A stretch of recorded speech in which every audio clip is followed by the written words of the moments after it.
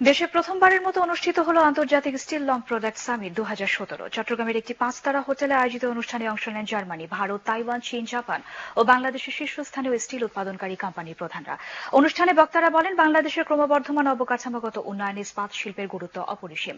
অনুষ্ঠানে অন্যান্যের মধ্যে বক্তব্য রাখেন ভারতের সহকারী high commissioner Somnath Haldar, PHP গ্রুপের চেয়ারম্যান সুফি মিজানুর রহমান ও স্টিল গ্রুপের সিইও অজয় তাম্বে।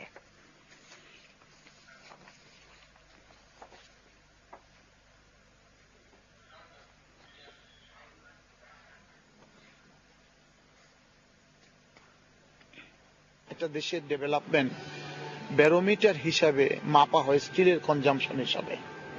জাপানের স্টিলের কনজাম্পশন একজন মানুষের প্রতি 1000 কিলোগ্রাম, মানে 1 টন, 1000 কেজি।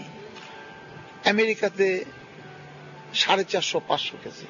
আমাদের এখন 40 থেকে 50 KG per head per capital প্রতি বছর। আমাদেরকে অনেক দূর যেতে হবে, আর সেই জন্য আমাদের টেকনোলজিক্যাল ইনোভেশন ইমপ্রুভমেন্টের জন্য এই ধরনের সেমিনার, সিম্পোজিয়াম, সামিট, ওয়ার্কশপ খুবই প্রভাব রাখবে। এবার থাকছে পার্টিক্স খেলার খবর।